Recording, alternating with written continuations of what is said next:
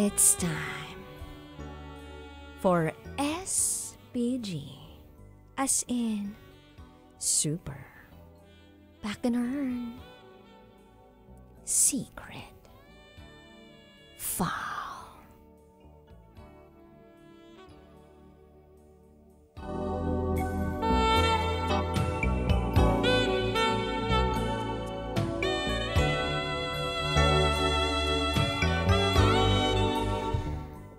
Pinapili ko siya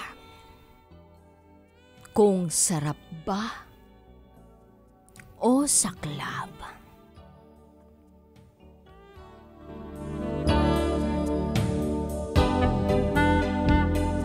Hi, DJ Rocky. Itago mo ako sa pangalang Quaker. At ito, ang aking SPG.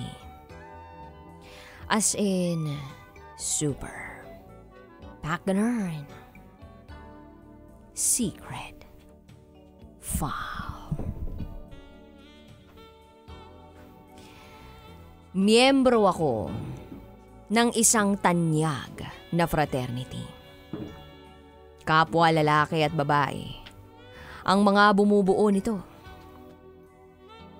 Napasok ako sa fraternity namin noong 2005. Pagkatapos dumaan sa mga proseso para maging ganap na miyembro. Noong araw, hindi ko masasabing isang pinag-isipang desisyon ang pagsali sa frat namin. Dahil nakisabay lang naman ako sa mga kabatch ko nung college. Para bang nautulang na sumali dahil mga sikat daw sa school ang mga miyembro noon. Kalaunan, noong makapasok ako sa frat namin, nakita ko nga maganda naman ang samahan ng buong grupo at popular sa buong university. May mga community project pa nga ang frat namin. At sa katagalan, ay naisip kong hindi naman pala isang pagkakamali ang maging parte ako ng grupo namin. Dahil bukod sa nahasa rito ang talento ko at ang pagiging responsable kong tao, ay dito ko rin nakilala ang babaeng magpapatibok ng puso ko. Itago natin siya sa pangalang Hana. Si Hana ay 2 years na mas bata sa akin. 3rd year na ako sa college, habang 1st year pa lang siya. Una ko siyang nakilala noong tumanggap kami ng mga aplikante na gustong sumali sa frat namin. Ako ang tumanggap ng application paper niya at nag-initial interview sa kanya. Naalala ko pa nga, ang una naming usapan. Tanong ko sa kanya, Why do you want to join our fraternity? At sumagot naman siya ng, Because I believe in the advocacies of the fraternity and I know I can be a good asset to all of you, Kuya. Nanginig ang mga tenga ko noong tawagin niya akong Kuya. Para kasing hindi bagay eh. Noong sumasagot na siya sa akin, hindi ko na napigilang titigan siya sa mga mata at tingnan ang muka at katawan niya. Na-notice ko, ang cute-cute niya. Tapos mapungay pa siyang ngumiti. Para bang napaka-inosente na anghel. Ewan, basta, ang ganda-ganda niya. Muntik na nga akong matameme noong interview niya. Pagkatapos niyang sumagot sa interview, sinabihan kong bumalik siya sa ganitong petsa para sa initial process sa kanyang application. Mula noon, tumatak na sa isip ko ang muka at pangalan niya. At nakaramdam tuloy ako ng excitement na makita siya araw-araw habang dumadaan. At ito na nga, DJ Rocky. Present ako sa una nilang formation. Nakita ko si Hana doon sa pila. Hindi ko namamalayang Panay ang titig ko sa kanya. Siya lang ang inoobserbahan ko kahit ang dami-dami nila. Nahalata yata ni Hana ang pagtitig ko sa kanya dahil noong minsang nagkatitigan kami ng mata, pasimple siyang ngumiti. Pero agad din niya itong pinawi para magseryoso at hindi mapagalitan. Kung ano-ano ang mga ginawa nila tuwing may formation. Magpakitang gilas ng talent, umakting na hayop, magtayo ng human tower, manghingi ng pirma sa mga miyembro para sa kani-kanilang yellow paper, at marami pang iba. Bahagi kasi ng formation sa grupo namin na subuki ng pasensya ng mga aplikanteng gustong maging miyembro. Minsan, kailangan din nilang makaranas ng konting embarrassment para ma-filter namin kung hindi sila agad susuko sa kabila ng mga pagsubok na pagdaraanan sa buhay. Yan ang purpose ng bawat formation. At aprobado naman yan lahat ng school council namin noon.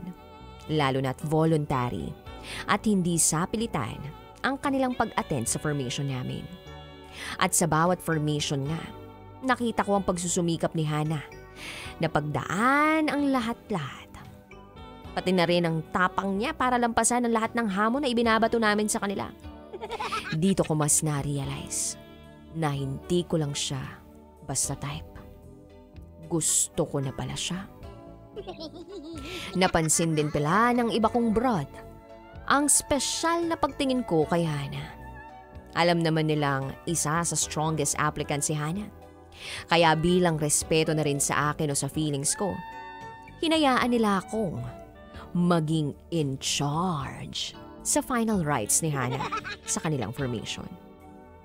Sa kanilang finals, ang bawat aplikante ay susubukin ng tigi-isang miyembro. At kapag hindi sila sumuko, papasa sila at tuluyan ng makapapasok sa grupo. Kakaiba ang nangyari sa amin ni Hana. Sa mismong araw ng finals ng kanilang batch, hinarap ko si Hana. Nakita kong kabadong-kabado siya at medyo namumutla dahil malamang sa kaba. Hindi niya alam na aalagaan ko naman siya. Nang magkaharap kami, ay tinanong ko si Hana. Sabi ko, Hana, handa ka na bang pagdaanan ang huling hamon? Sagot! Sumagot siya ng, Opo, kuya. Tinanong ko uli siya.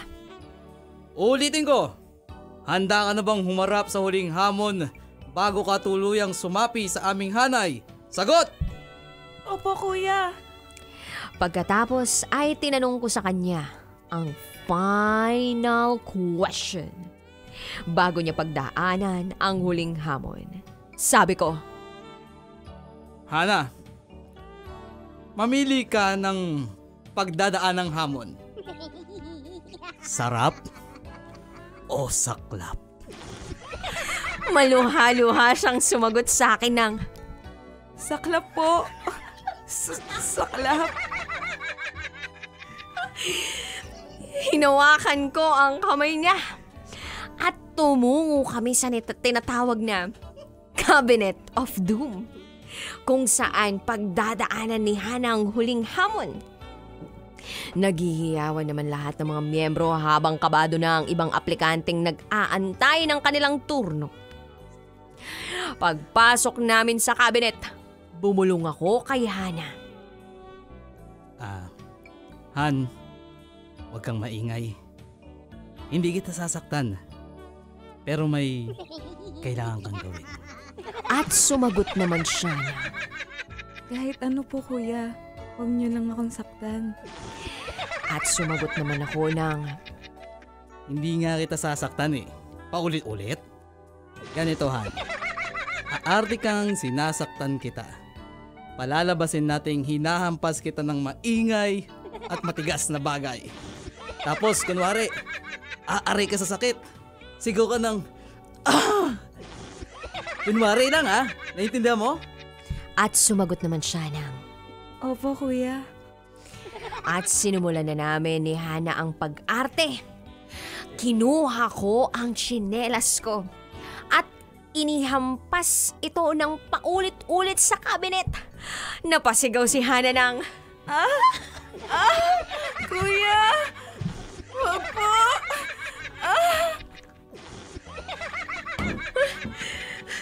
halos matawa kami pareho sa aming ginagawa at sumigaw pa ako ng, Hana, mamili ka ulit.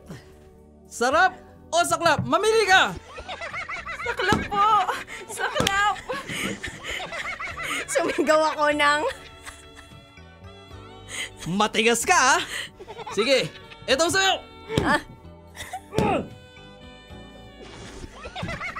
girl, sumagot ka na, aray ko. Okay.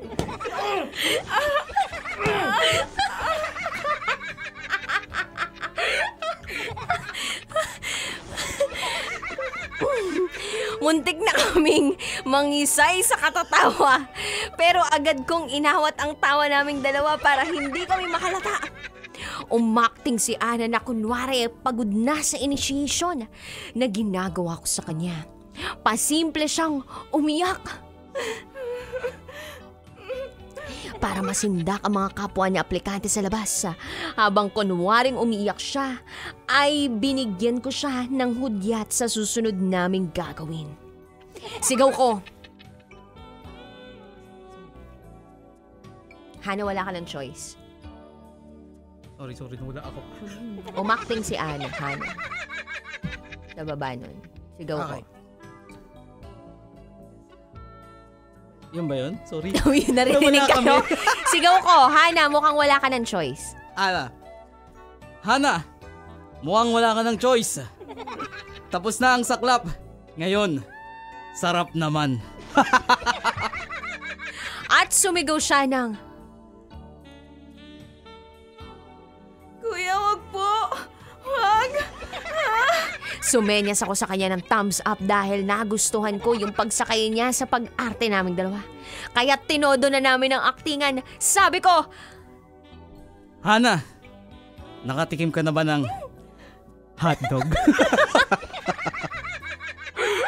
at sumagot siya sa akin ng, Kuya, wag po! Wag po! bumulong ako kay Hana ng, Mag-pretend kang may nangyayari sa atin. Galingan mo. at yun na nga, DJ Rocky, inuga namin pareho ang cabinet at nagpakawala ng mga ungol na pang ma-el. Umungol din ako na kunwari nasasarapan. At umungol din siya. Ano na nasasaktan. Sagutan kami parehas ng mga... Panay lang ang tingin ko sa kanya habang umaarte kami sa loob ng cabinet. At aaminin ko, medyo na-tempt ako na totohanin ng lahat-lahat. Nabigyan si Hana ng totoong sarap. Kaso kailangan namin magpigil. Pagkatapos ay sumenyas ako kay Hana. Han, kunwari, maling ungol na. Tagal mo yung pag-ungol. At naisigaw namin ng kunwari ay ungol ng tagumpay ng mga nagbabakbakan sa higaan just like this.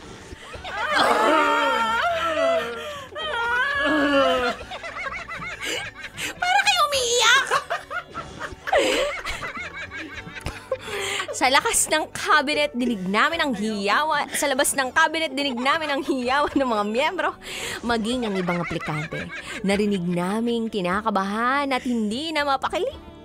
Nang matapos ang kunwaring initiation ko kay Hana, bumulong ako sa kanya.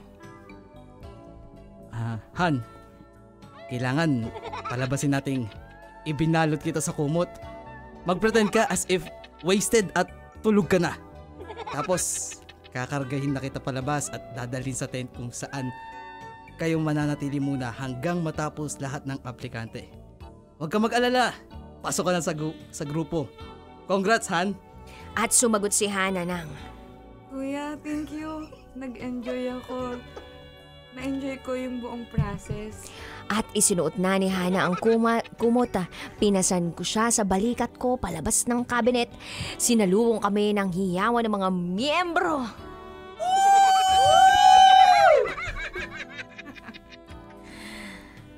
Grabe. Habang papasok naman ang susunod na aarte, dinala ko si Hana sa kanilang holdover tent at pansamantalang iniwan siya doon para maghintay sa acceptance rites sa dulo ng activity.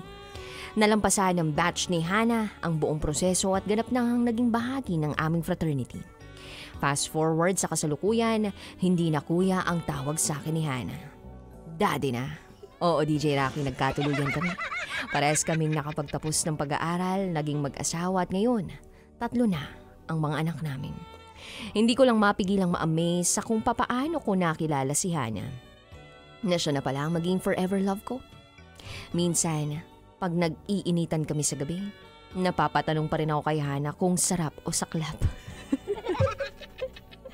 Pero this time di na kami umaarte. Pinipili na namin ang sarap. Alam nyo na ang pagkaganon.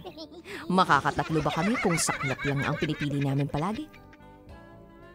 Kaya sa mga nagbabalak sumali sa kahit anong fraternity, maging masusi sa pagpili at sa pagdedesisyon. Tingnan nyo rin ang advokasya ng grupong gustong pasukan. Pati na ang ugali ng mga bumubuo nito. Tandaan yung dapat ay laging unahin ang pag-aaral. Higit sa ano pa mang mga bagay sa eskwela. At tatandaan nyo rin palagi na dapat ay umiwas sa gulo para hindi malagay ang buhay sa peligro. Hanggang dito na lang, DJ Rocky. Salamat sa iyong paglalahad. Muli, ako si Quaker. At ito, ang aking SPG. As in super, Back in her secret.